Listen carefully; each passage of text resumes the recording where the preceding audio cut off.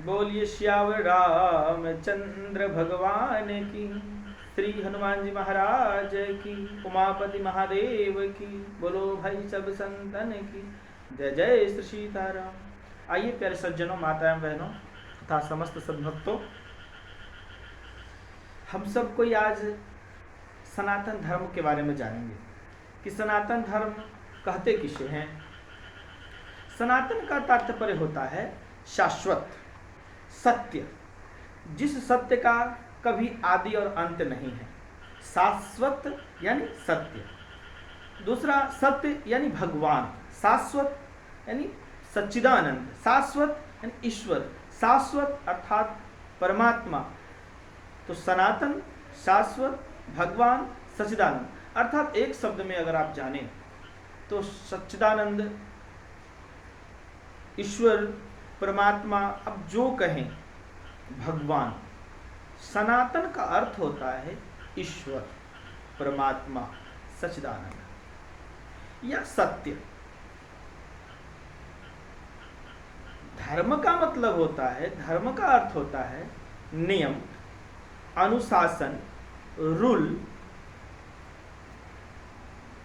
इस तरह से धर्म का अर्थ होता है। तो सनातन धर्म, परमात्मा ने, सनातन यानी शाश्वत ब्रह्म ने, सत्य ब्रह्म ने जो भी कुछ कहा, जो भी कुछ कहा यानी जो भी कुछ उन्होंने हमें जीने की कला, भजन करने की कला तथा जन कल्याण करने की कला, मानवता का सूत्र उन्होंने दिया, मानवता का हमें परम हितैषी बनाया, ये जो हमें हम नियम अनुशासन क्या करे और क्या नहीं करे, इसका जो हमें उन्होंने ज्ञान दिया, ये धर्म है, जो भगवान द्वारा बताए गए नियम, अर्थात इसे कहते हैं शाश्वत धर्म। शाश्वत धर्म को ही चलकर आगे चलकर हिंदू धर्म भी कहा गया। तो हिंदू धर्म इसलिए कहे जाते हैं आप हम सब कोई कि हिंदू धर्म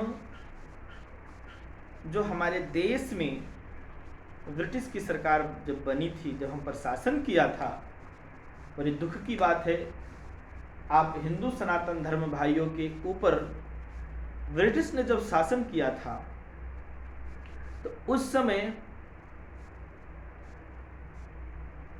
उन्हें सनातन शब्द का ज्ञान नहीं था कि सनातन धर्मावलंबी बोले इन लोगों को। तो हिंद महासागर के आसपास हम सभी को रहने के कारण हिंदू कह दिया, हिंदू नाम दे दिया। जिस समय वो अपना जनगणना कर रहा था कि हमारे भारत में किस धर्म के लोग कितने हैं, उस समय जब जनगणना कर रहा था तो हिंदू कितने हैं, मुस्लिम कितने हैं, सिख कितने, ईसाई कितने हैं, तो उस समय उन्होंने हमें हिंदू नाम दिया। इसीलिए सनातन धर्म को ही हिंदू धर्म कहते हैं। और आपके सनातन धर्म में 4 मुख्य ग्रंथ है, जिसे भगवान का आदेश माना जाए, निर्देश माना जाए, जो हर चीज का नियम, जीवन जीने की जो कला है, वो उन्हीं वेदों में निहित है। जो 4 वेद है, जो इस नाम से जाना जाता है ऋग्वेद, यजुर्वेद, सामवेद और अथर्ववेद। इस प्रकार से ऋग्वेद, यजुर्वेद, सामवेद और अथर्ववेद जीवन के लिए ये बहुत ही उपयोगी है। ऋग्वेद हमें एक अलग क्षेत्र का ज्ञान देता है, यजुर्वेद, सामवेद, अथर्ववेद सब अलग अलग क्षेत्रों का ज्ञान देता है। मानवीय सिद्धांत क्या करे क्या नहीं करे, ये हमें ऋग्वेद सिखलाता है। यजुर्वेद औषधि, दवा, मेडिसिन आदि की जानकारी की जीवन जीने के लिए औषधि बहुत जरूरी है। तथा गायन विद्या आदि, संगीत आदि कला हमें सामवेद सिखलाता है। और अथर्ववेद हमें टेक्नोलॉजी देता है, व्यवस्था, हम अपने जीवन की जो आवश्यकता है तो उस आवश्यकता की आविष्कार कैसे करें, जीवन को व्यवस्थित कैसे करें। अगर माना जाए तो चारों वेदों में कुछ न कुछ ज्ञान हर तरह का बहुत अद्भुत है। इस प्रकार से हमें जानना चाहिए। और फिर वेद पुराण धर्म को हमें पूर्ण रूप से जानने के लिए पढ़ना चाहिए, सुनना चाहिए। अगर वो आप नहीं कर पाते हैं तो बहुत एक अच्छी ग्रंथ है हमारे सनातन धर्म के अंतर्गत, जिस ग्रंथ का नाम है श्री रामचरितमानस। क्या नाम है? श्री रामचरितमानस। तो अब बहुत लोग ऐसा भी कहते हैं, थोड़ा वेद के बारे में हम लोग बात करते हैं कि वेदों में बहुत कुछ ऐसा वैसा, या कुछ जो पढ़े नहीं, वेद को जाना नहीं और वेद के बारे में उल्टा सीधा कहता है, तो कुछ ऐसी भी भ्रांतियां हैं।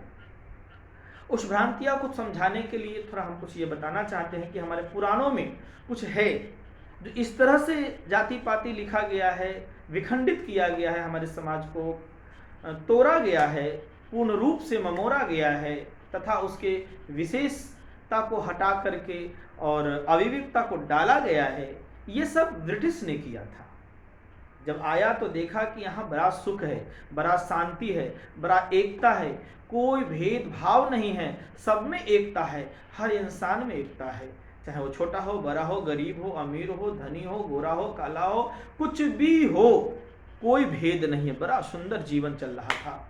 उसने देखा कि बड़ा सीधा सच्चा और सरल लोग हैं, इन्हें तोड़ना, जब तक भेदभाव नहीं डालोगे। और ये लोग अपने धर्म पर बड़ा ही विश्वास करते हैं, उसमें भी वेद, रामायण, वेद और पुराण पर, रामायण तो बाद में चल के चला, तो पुराणों पर और वेदों पर बड़ा विश्वास करते हैं। तो जो ग्रंथ उस समय प्रचलित में था, उन ग्रंथों को उन्होंने, यानी ब्रिटिश सरकारों ने तोड़ा ममोड़ा। कैसे? तो हमारे ही समाज के जो विद्वान ब्राह्मण, वैदिक ब्राह्मण, जो संस्कृत के जानकार, संस्कृत भाषा के अच्छे जानकार थे, उन्हें बुला करके, उन्हें प्रलोभन देके, डर देकर, किसी भी प्रकार से समझा करके उन्हें कहा कि ऐसा करो, ऐसा लिखो, उसमें ऐसा हटाओ, ऐसा लिखो।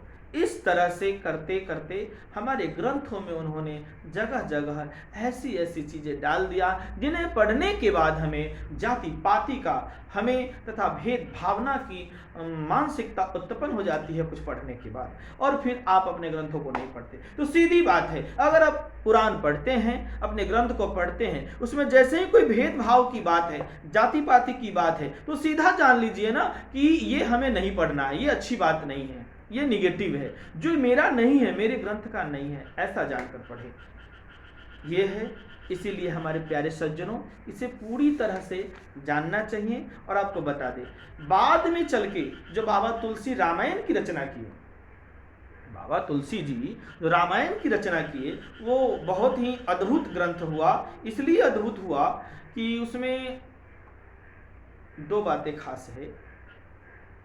एक कि भगवान शंकर की बहुत बड़ी उस पर कृपा है, कि भगवान शंकर की विशेष अनुकंपा और कृपा से उन्होंने उनको आदेश दिया कि अब कलयुग में वेद पुराण आदि का बड़ा ही विखंडित हो रहा है, बड़ा ही वो टूट फूट रहा है, तो आप ऐसा करें कि एक ऐसा, और लोग संस्कृत भाषा भी भूलते जा रहे हैं, तो एक ऐसे ग्रंथ की रचना करें जो बड़ा सरल भाषा में हो, सरल कविता में हो, और जिसे जन जन तक वह ज्ञान पहुंच पावे, जिसमें वेद पुराण उपनिषद गीता आदि संपूर्ण ग्रंथों का ज्ञान समाहित हो। इस प्रकार से आदेश पा करके और वो बाबा तुलसी श्री रामचरितमानस का कार्य, यानी लिखने का कार्य आरंभ किए, और पूरा भी हुआ, तथा भगवान शंकर का उस पर हस्ताक्षर भी हुआ है। ऐसा बाबा विश्वनाथ का हस्ताक्षर भी हुआ है। ऐसी आपको कथा मिल जाएगी पढ़ने को हमारे श्री रामचरितमानस के अंत में। जो कथा है, श्री रामचरितमानस की संपूर्ण कथा है, उसके अंत में आपको मिल भी जाएगी ये कथा। बोलिए श्यावर रामचंद्र की जय। इसलिए आप सबों को, अगर रामायण गीता अगर आप पढ़ लेते हैं, रामायण अगर आप पढ़ लेते हैं, केवल रामायण भी अगर पढ़ लेते हैं, 4 से 6 7 चौपाई भी प्रत्येक रोज पढ़ लेते हैं और उसे समझते हैं, नहीं पढ़ते हैं तो अगर सुन भी लेते हैं, तो मालूम है आपको, आप वेद, चारों वेद का समझिए, अध्ययन कर लिए, गीता का अध्ययन कर रहे हैं। आप समझिए कि आप 18 पुराणों का अध्ययन कर रहे हैं। इसलिए कि श्री रामचरितमानस के प्रथम ही अध्याय में, प्रथम ही कांड में रामचरितमानस का जो भी कांड है वो 7 कांड है और कांड के नाम से जाना जाता है। तो प्रथम कांड बाल कांड है। तो बाल कांड में आपको श्लोक आदि मंगलाचरण में जब मिलेगा तो उसमें एक श्लोक है, बहुत सुंदर है। नाना पुराण निगमागम सम्मतम यद रामायणे, कि नाना पुराण निगमागम, नाना पुराण और निगमागम 18 पुराण उप पुराण आदि को मिलाकर नाना पुराण निगमागम सम्मतम यद रामायणे, तथा संपूर्ण ग्रंथों का यह निचोड़ सम्मत ग्रंथ है। इसे आपने पढ़ लिया तो सब कुछ पढ़ लिया। बोलिए श्यावर रामचंद्र की जय, श्री हनुमान जी महाराज की जय। इसलिए प्यारे सज्जनों, मैं ये चाहूँगा कि आज आपने जो ये समझा सुना, बहुत ही हमने संक्षेप में आपको बताने का प्रयास किया किसी तरह कि हाँ अपना सनातन धर्म है क्या।